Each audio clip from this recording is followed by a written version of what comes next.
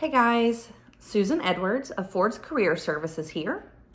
So today I want to talk to you about interview mistakes, and I have a few tips that I hope you can take from this video and maybe learn a few things. So let's jump right in. Mistake number one, arriving too early. I, from personal experience, cannot tell you how much of a pet peeve it is for people to show up 30 minutes before the interview start time. So if you do get there that early, I would recommend you stay in your car until about 10 minutes before the start of the interview. That's the goal that you should really shoot for in terms of showing up, and you want to be there in between 10 to 5 minutes before the interview starts. Really closer to that 10-minute time period is perfect in my eyes. So that's interview mistake number one. Interview mistake number two is not expressing your interest. So if at the end of your interview you get asked the question, do you have any questions for me?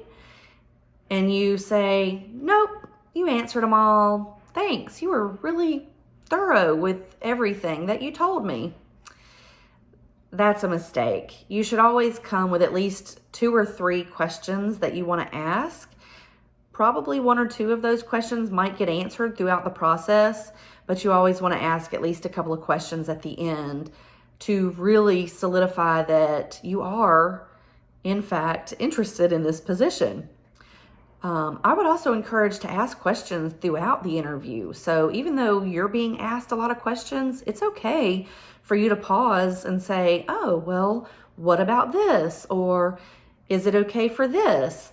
Or how do you guys handle these, et cetera, et cetera. It's okay for you to chime into the questioning part of the process and make it more of a conversation. I actually encourage that.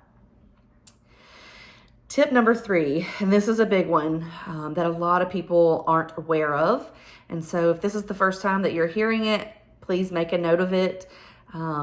If you are not polite to the gatekeeper, whether that is the administrative assistant, the secretary up front, the security guard, or the front desk agent, or whoever that person may be, the person that you speak to before you speak with the person that you are interviewing with, those impressions do get communicated to that person that is interviewing you. So if you're rude to them, they will find out about it, maybe not before the interview, but they will find out about it afterwards. And even if they really liked you as a candidate, it will cause some question for doubt in your candidacy. So make sure to be polite and professional in all of your interactions when you go in for your interview. Interview mistake number 4, interrupting the interviewer.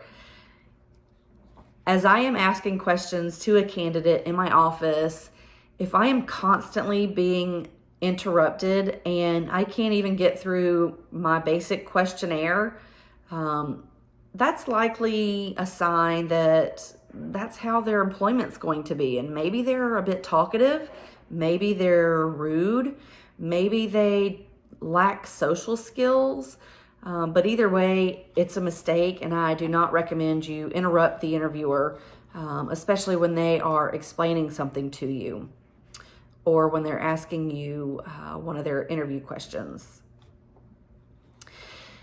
Interview mistake number 5, having a negative attitude. So I have mentioned in one of my previous videos about smiling. That was referencing phone interviews, but this pertains to in-person interviews. So if you're in someone's office and you're just a negative Nancy and you really don't like your previous company or your current company and you just really want out of there, you really have to pay attention to that, because an experienced interviewer will be able to pick up on it if you're just really not content in your current position.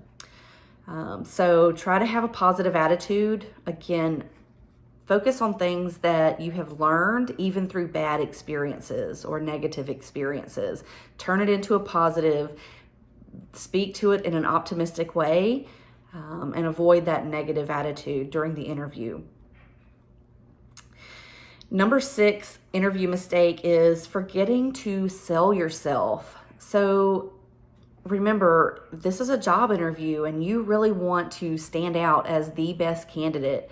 So you want to give as many positive work professional examples as you can.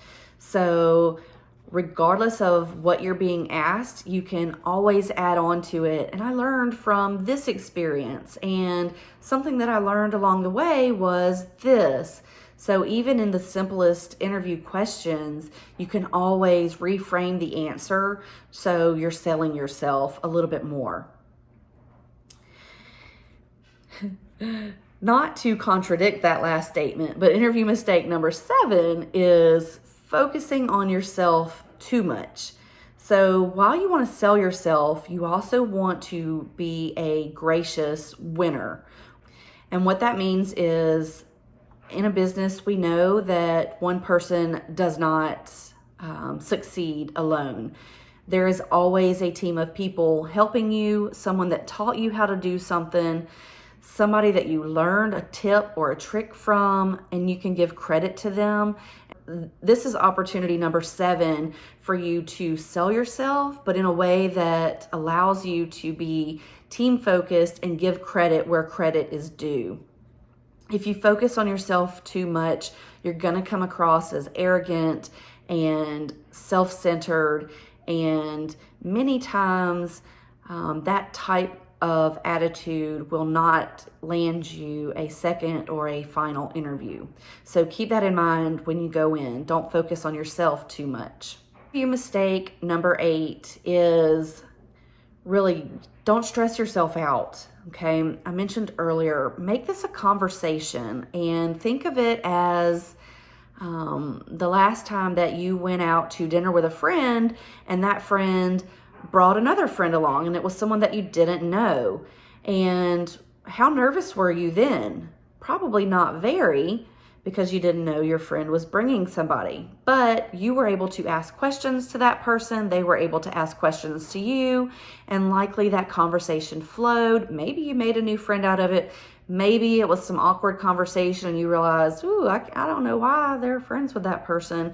But either way, you were able to establish a connection, make a conversation, and it wasn't something that you lost sleep over at night.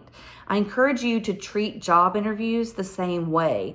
Don't stress too much about it and be yourself. Try to go in, be positive, and focus on things that you've achieved, things that you've accomplished, and focus on why you want this job. Study up on the company and go in confident and be able to sit there and have a well-rounded conversation with the interviewer. Interview mistake number 9, don't forget to breathe.